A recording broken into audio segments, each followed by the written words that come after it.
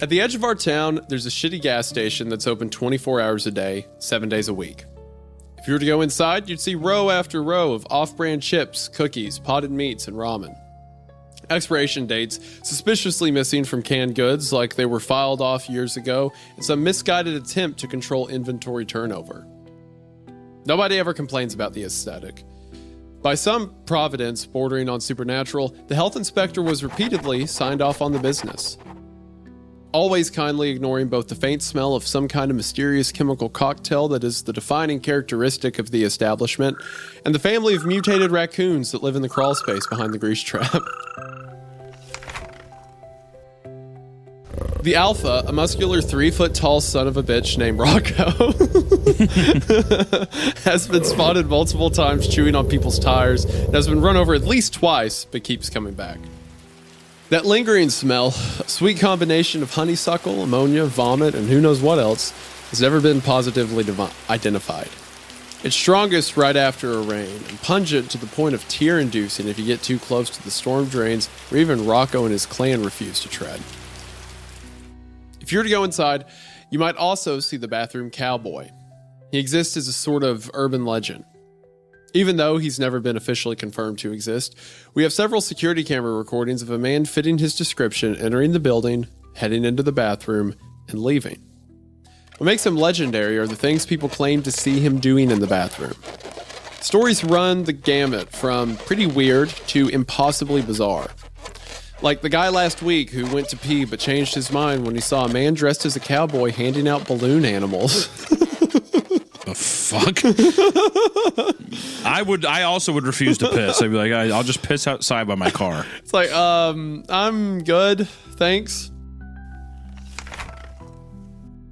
Or the next day when another customer stepped into the bathroom to see a man wearing nothing but a cowboy hat, boxers, and boots with spurs sitting at an old-fashioned stone sharpening wheel, literally grinding an axe. When he walked in, the bathroom cowboy stopped what he was doing, looked up with a smile and a tip of a hat and said, "Come on, man. Come on with it." By the time he could find an employee to follow him back to the bathroom, the cowboy had vanished, bench grinder and all. The cowboy that may or may not haunt the gas station bathroom appears to follow a code of rules. He only appears when you're alone. He never hurts anyone, and he's always polite. The prevalent opinion about him is that, honestly, he doesn't seem that bad, especially when comparing him to some of the other things going on in that place.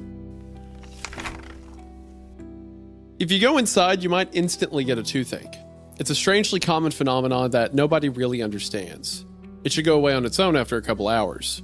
If you do go inside, you will almost definitely see me, sitting behind the counter, because I'm the only full-time employee, and I'm almost always here. You may catch me reading a book because, for some reason, the internet doesn't work way out here, and cell phone service is dicey on good days and non-existent on most.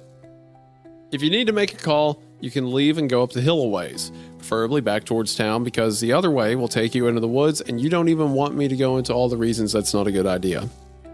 Or you can pay me 25 cents a minute and use the store's landline.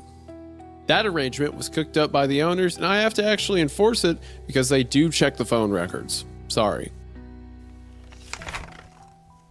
While you're here, don't be offended if I don't strike up a conversation because, if I'm being completely honest, I don't always know for sure if everyone that comes through these doors is real or not, and if I had to acknowledge everyone in that place that could be an actual person, I would lose my mind. I wish I could easily decide what was the weirdest thing to ever happen to me, but I can't. There were so many. I've seen a total of 4 coffins inside the store on 3 different occasions. I've met at least a dozen people wandering back into town from the woods claiming they had escaped aliens or government conspirators or the like. Then there was Farmer Brown. Yeah, that's his real name. Who got mad at us and complained about the bulk feed we'd been ordering him. He insisted something was wrong with the product because all of his animals suddenly had human faces.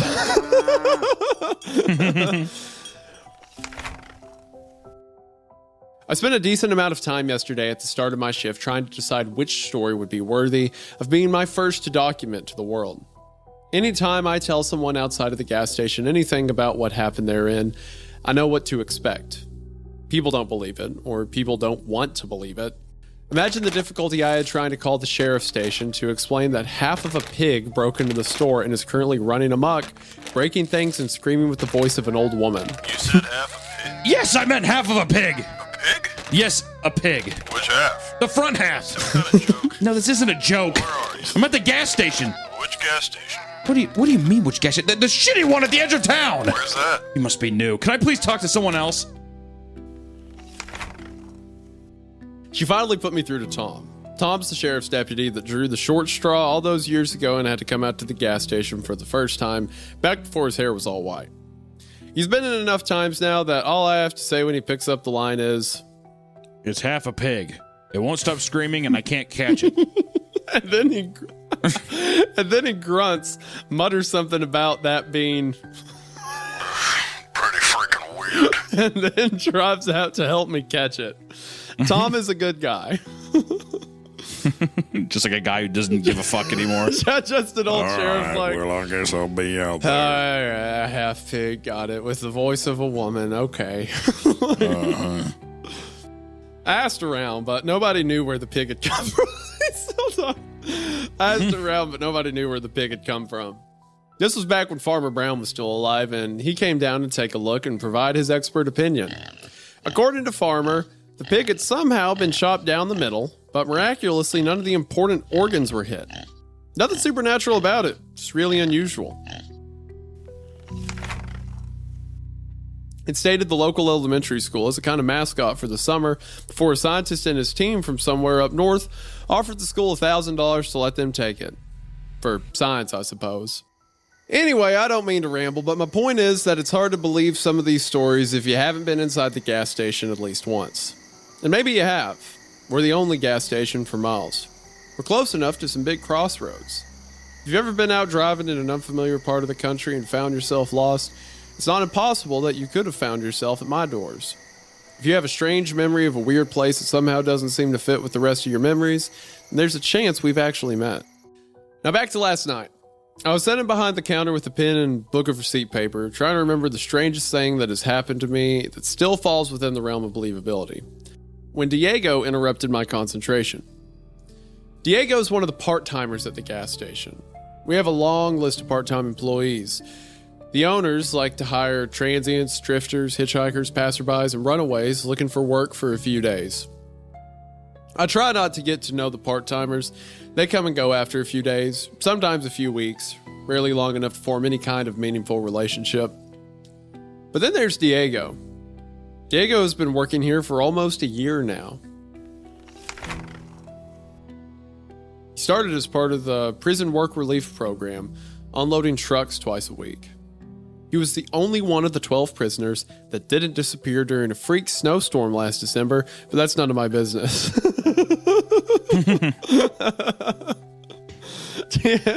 I ain't no snitch. I ain't telling them where they went. Exactly. I'm not going to broken pry. Fuck that. Diego did his time, and when they released him, he came to work here, cleaning the store and unloading trucks. He comes in 6 times a day for each of his 30-minute shifts. Now that I think about it, I'm not exactly sure what he does during those shifts. The store is never clean and trucks only come twice a week, exclusively during the daylight hours as per an arrangement following the incident. Maybe one day I'll ask Diego what he does for the owners. All I know is that he's the closest thing to a friend that I have here. When Diego approached me at my register last night, I knew something unusual was going on. He was sweating bullets, pale, and on the verge of passing out. He kept glancing back at the man in the suit that had wandered into the store and was standing next to a frozen drink machine. He told me that he needed to talk now. I usually hate to leave the front of the store unwatched. We have the occasional shoplifter. Plus, there was that one time Rocco got in and made off with 2 cases of cigarettes. The raccoon is stealing cigarettes. He's stealing Camel Crushes, dude. I love Rocco. I want to meet him. Not me, dude. Shut up. But Diego seemed serious, so I made an exception for him. Once we were in the sub-freezing safety of the walk-in cooler, Diego asked me if I had seen the guy in the suit. I said yes, I saw him. He asked if I knew the guy. I said yes, I'd seen the guy around town. His name was Kiefer. He was running for some kind of office. I can't remember which one. Stopped by the gas station every now and then. I didn't know him much from in town, but he was definitely local. I told all this to Diego, who shook his head and said, No, that can't be Kiefer. Why not? That can't be Kiefer because Kiefer's dead. I killed him 2 days ago. And his body's in the trunk of my car right now. Oh, I like that. That's cool. There are times when this world drifts so close to the fabric of reality that I can hear something calling me from beyond that veil. Sometimes when I get too close, I can feel that thing on the other side tugging at the corners of my mind. I'm worried about Diego. He doesn't seem to be taking this so well. It's possible that I'm working too hard. Or maybe the fumes coming from beneath the gas station are playing tricks on me. Or perhaps it's just another side effect of my condition. At any rate, I'm not one to look a gift horse in the mouth, or any other animal in any other orifice, for that matter. Admittedly, my handwriting isn't the best, and at times, scratches on the receipt paper become nearly illegible. So if anything herein seems unbelievable, it's probably because I copied it wrong. With that in mind, this is my best effort at a transcription. 7 p.m. It's getting dark earlier these days. 7:30 p.m. Farmer Jr. came into the gas station tonight asking about the hand plants. I told him that they weren't there anymore. He left his phone number scribbled on the back of a coupon for 15% off bulk pig feed from an online retailer. I think he's trying to send me a message. 9 p.m. I think maybe some kids are playing a prank on me. I found a lawn gnome behind the pork rinds. I didn't think much about it, put him in a box behind the counter. But then I found another matching lawn gnome in the soda case. I added this one to the box as well. Was it until I noticed the third and fourth lawn gnomes I started to suspect something. I'd taken out the... Well, the first two I could chalk up to, these coincidence. damn gnomes. But by the third or fourth, the man has to ask himself, what is divine appointment and what is just circumstance? I had taken out the garbage and found the gnomes perched atop the branch of a tree. Perched atop the branch of a tree next to the dumpster, staring down at me like gargoyles. I used a chair and broom to knock them down. And put them in the box with the other three. Dude, that's so funny. The visual of like, get down from there, like swinging a broom back and forth. When I got back to my desk, I found a note on my chair written in red ink. Says simply, I'm in the walls.